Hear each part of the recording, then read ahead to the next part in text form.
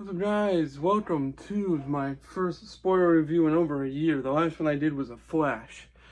The Flash, sorry. That being said, before I even get any further into this, major spoiler warning, there's a lot of things I want to discuss involving Deadpool and Wolverine. After a second viewing, I just saw it again tonight in theaters for the second time, and there's a lot I want to discuss. Spoiler warning, if you haven't seen it, please go watch it because it's great. Support these Marvel movies when they're as good as this one, because holy smokes. Alright, moving on to spoilers. So first off, and I've watched a handful of spoiler reviews, and apparently people forget that Henry Cavill, I think is kind of the first major cameo we see in this film. Henry Cavill is Wolverine. That is something I never thought I would see. I've heard people discuss it before, and I did like the idea. It was a very interesting idea, and from the, I don't even think it was 30 seconds that we saw of him as Wolverine, I'm down for it. So if for some reason that is something they play on in the future, for like a new universe for Wolverine, I'm up for the idea. We'll see where it goes. But it was very cool. My crowd very much liked seeing that cameo, along with the other Wolverines that we saw in that same sequence, including what I've heard. I'm gonna be real with y'all. I am strictly what do you want to say? An MCU movie fan. Really, I've read like 2 of the Avengers books. They're more modern ones, but I haven't read any of the comics, and that's me being honest. So I wouldn't know anything about these characters based from the comics, just from what people hear. And that's just the truth there. And from what I've heard, the shorter Wolverine that we also see in the sequence is supposedly the comic accurate height for Wolverine, compared to Hugh Jackman's height, and him playing Wolverine as his same height, which was interesting to see and made for a good laugh. I thought it was pretty funny. And of course, the brown and yellow suit. Well, there's a lot of Wolverines, but I'm just mentioning the most noble ones to me. The brown and yellow suit ones where he went like this. I don't know, it was a cool scene. And of course, the Hulk makes like a 2.5 second cameo with one of the funniest scenes to me when Ryan Reynolds, or Deadpool, of course, says his line and it gets thrown against the tree. Really, really funny scene to me. And so that was a big laugh for me. I have a very weird sense of humor, and for some reason that really struck my humor bone, along with the technical next big cameo, in my opinion, which would be Johnny Storm. And let me tell you that when I saw Chris Evans, they full on tricked me. I thought he was a different variant of Captain America, of which I never thought was going to happen. But somehow they surprised me even more when he turned out to be Johnny Storm, because let me just tell you that the 2 Fantastic Four movies where he was originally Johnny Storm were such a large part of my childhood that I about jumped out of my seat when I saw that he was Johnny Storm again. Also, hearing him say some of the things in this film that he actually says involving the post-credit scene, which I will talk about towards the end of this video.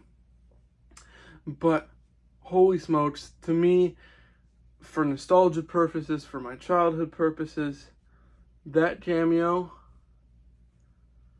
I thank you, Ryan Reynolds, thank you, Hugh Jackman, thank you, Sean, for making that cameo happen, because that is just my childhood coming full circle to me now in 2024, because those movies, although I know they're not the greatest, they hold a very special place in my heart.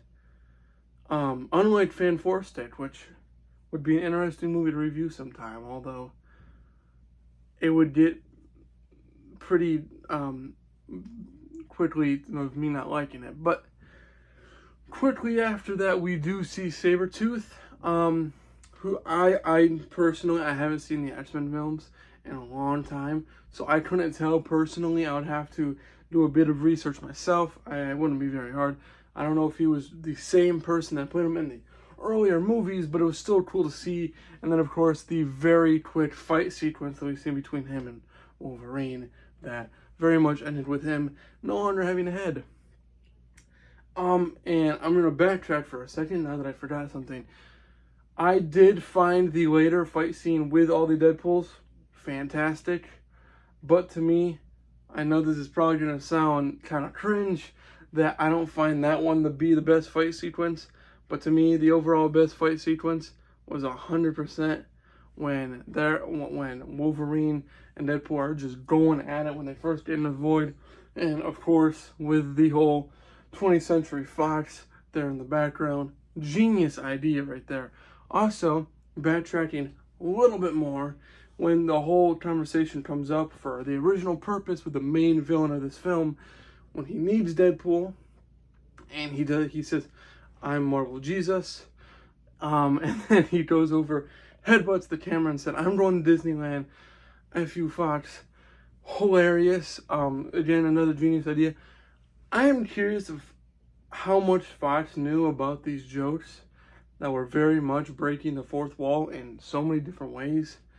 I'm very curious to know.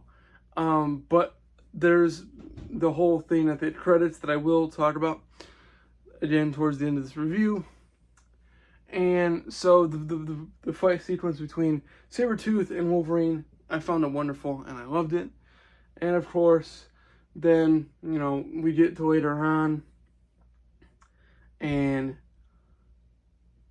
first we meet Dogpool and Nicepool, which is also a pretty funny cameo. Dogpool, I surprisingly kind of loved as a character. The way they set it up and the way that ends with it, fantastic in my opinion for such a minor character. You make it feel like it's a major character, and that's what you like to see.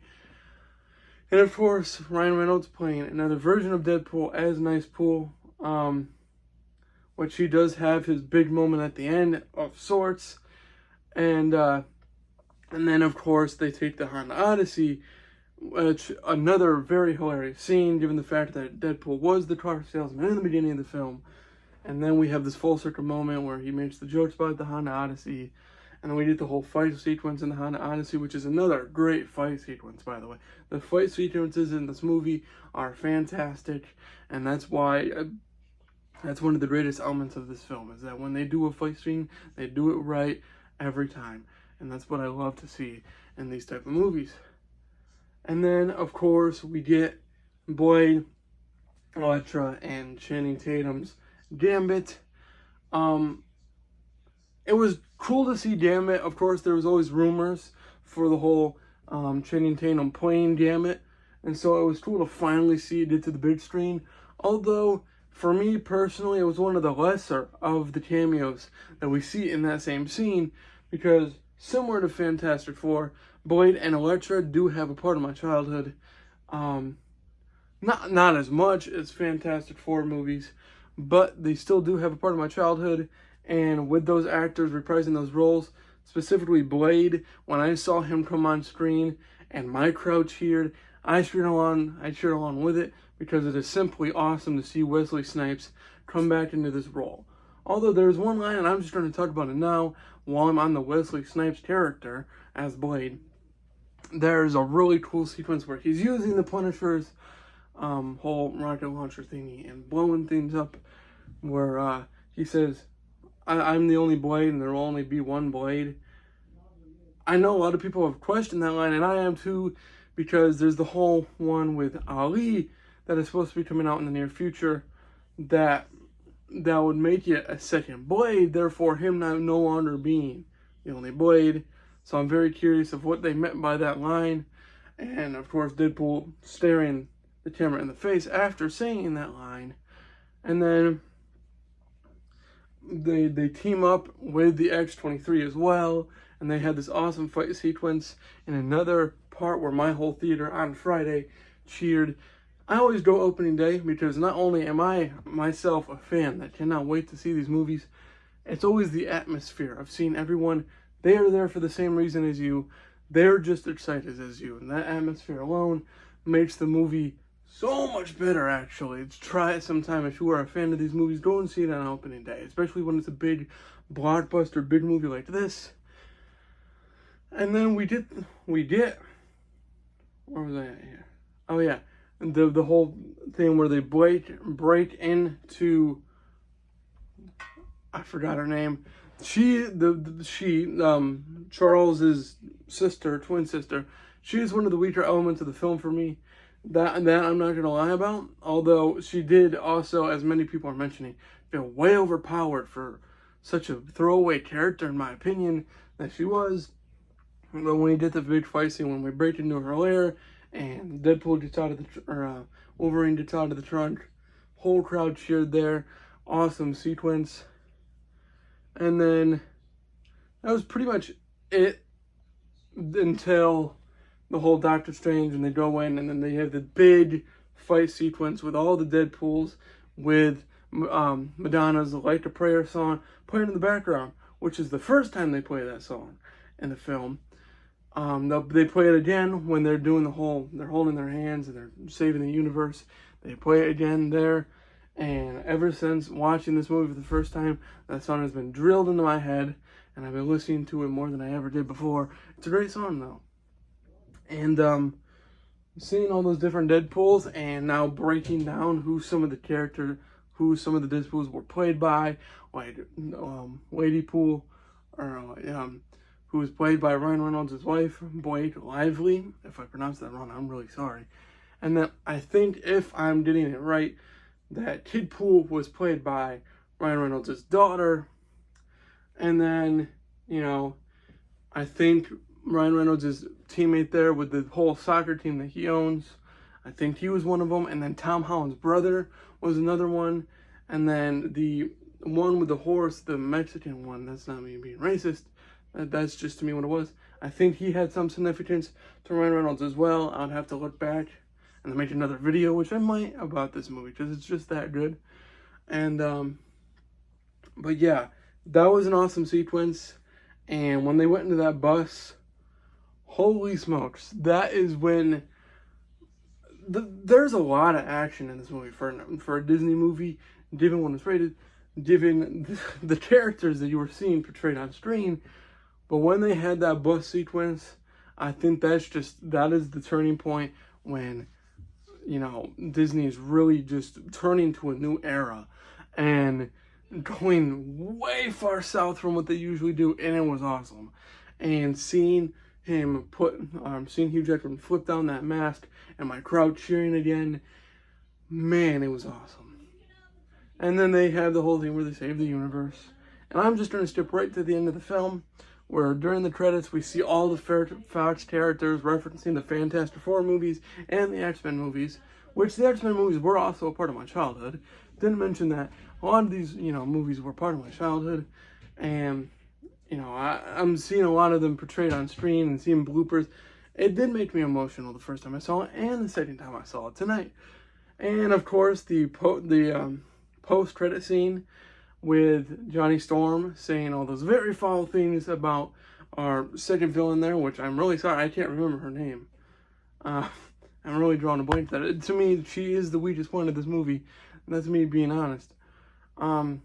It's just awesome, and it had, to me, that was the biggest laugh of the whole film, was that post-credit sequence. Although the whole film was really funny, and both Hugh Jackman and Ryan Reynolds were on their A game throughout this whole film, I couldn't like this movie more. And again, my biggest complaint is really that second, to me, what I consider to be a throwaway villain that was incredibly way too powerful.